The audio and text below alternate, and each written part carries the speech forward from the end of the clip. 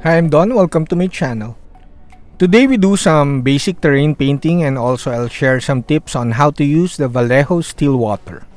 This terrain are basically like terrain slash display diorama pieces I made for greattoysonline.com.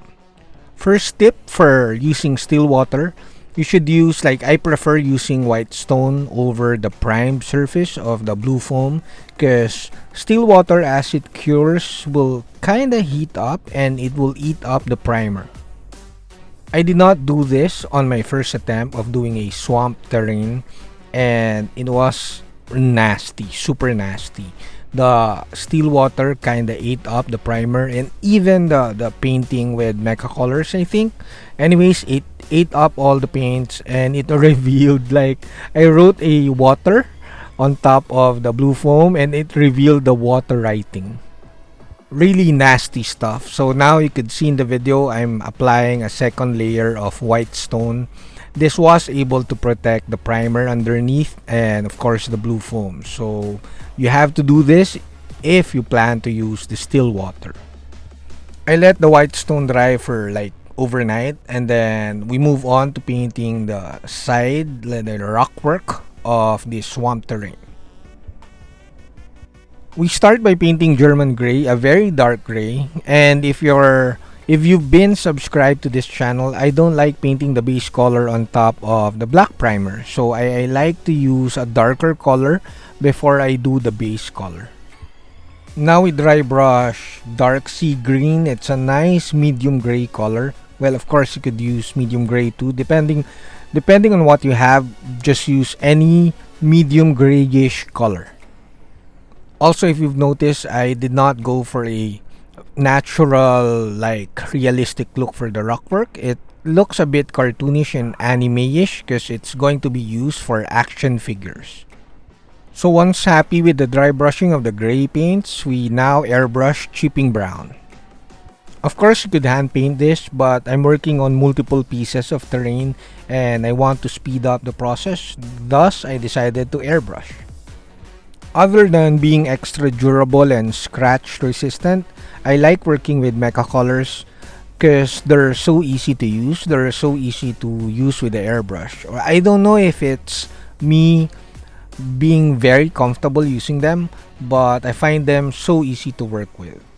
Now we airbrush mecha color brown. This is one of my fav color in the mecha color range. It's so opaque and I really like the thing. It has a yellowish brown tint, so it's perfect as a base color. The mecha brown is, again, as I've said, it's so opaque and it's really nice as an undercoat for reds, yellows, and all those light colors. I thin mecha colors 3 parts paint and 1 part thinning sauce. Always paint in thin coats. It looks great on video if you paint with one heavy coat, but always go with thin coats. Now we paint with Game Air Khaki. I love the Game Air paint range. It's so easy to airbrush too and I'm so used to using them because before the mecha color range came out of the market, I was using Game Air and Vallejo Premium.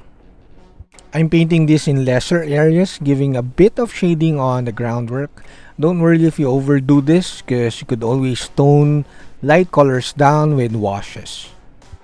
So those are our brown colors or khaki colors.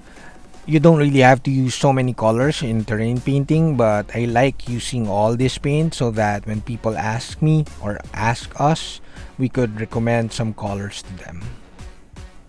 Now we paint with Gunship Green. This time it's from the Model Air range. The Model Air range has so many greens and grays because it was designed and formulated for military armory painting.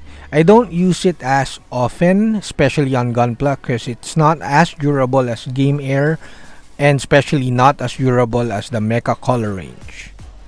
This air paints, I wrote it in my book. They basically thin the same way, the same ratio, like 3 parts paint and 1 part thinning sauce. Because you don't really have to thin them, they're pre-thinned for airbrush use. But I prefer thinner paints so that I have more control and the finish is always better. If you're working on really large projects, thinning the model color range and the game color range, which are designed for hand brushing, will give you, like, it's more economical because you thin them 6 parts thinning sauce and 1 part paint. Basically, for convenience, we're using all air paints. Air paints are Game Air, Model Air, the Mecha Color range, and Premium. So, and Metal Color. I mean, those paints were formulated for airbrush use. We're just painting gray blue around the center areas of the swamp. This will give like a deeper look. It looks deep around those areas when we add the still water. Now we put this aside and let it cure, and then we paint the valley and show you how I painted it and why I chose those colors. We start with olive brown. It's a really dark tan-ish colored brown. As I've said, I like starting like with dark colors on top of the black primer. So we're giving this a warmer rock work so that it will have a nice contrast with the green painting and the tufts later on top of this valley. Now we're painting with Beastie Brown. There's also a game color Beastie Brown, which is a really nice, very red-brown color. But again, we're choosing to airbrush it, not for any other reason. We're just speeding up the painting process. If you have a similar colored brown or the game color Beastie Brown, you could basically hand paint it. There's no advantage of using the airbrush other than speeding up the process. Oh, and also the airbrush is more economical. Now we're painting olive green. If you don't have olive green, just mix any green color with a light brown color or the mecha brown or something like that, a medium colored brown. You will produce a kind of olive green color.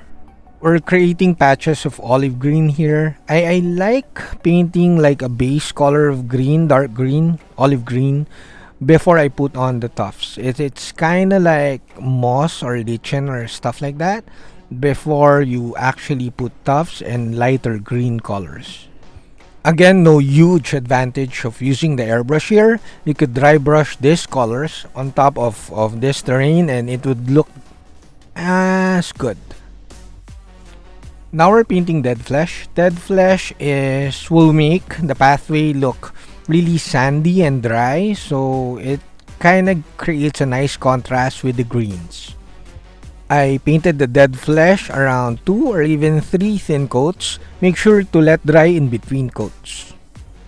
Now, as I've said earlier, you could tone this down, all of these colors, with inks and washes. I kinda usually prefer inks because I'm kinda hasty. I want to see results really fast, and the inks, the game inks, are really like they stain away, not away. They stain more than the classic model washes. Also, the inks or the washes, whichever you prefer or whichever you have, will bring out all those details and textures that we applied way earlier, even before the painting of these terrain pieces. At this point of the painting process, you could flip-flop between washes and dry brushing to come up with the exact look that you're aiming for. Now we use the still water.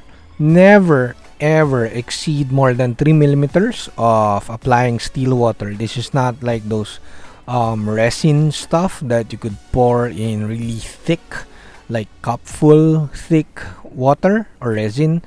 This one, you should paint it like in really thin coats and let all those coats cure within 24 hours. After 24 hours, you could apply another thin layer, making sure to let it cure before you add another layer. Now we use Vallejo Scenery to finish this up, making our swamp terrain and valley terrain look more valley-ish and swamp-ish.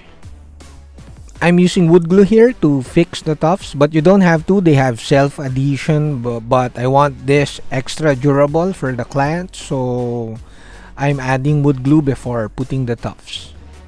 That's it, we're about done. So the key lessons of using the still water is to have white stone. I use white stone to protect the underneath layer, the primer, the paints before you apply still water. Let that cure for 24 hours. And then also you cannot apply thick still water. You have to let it cure in between for like 24 hours. That's it. I hope you liked the video. Do consider joining the channel and be part of our Discord community. And like, comment, subscribe, and share the video. It helps a lot to grow the channel. Saludos!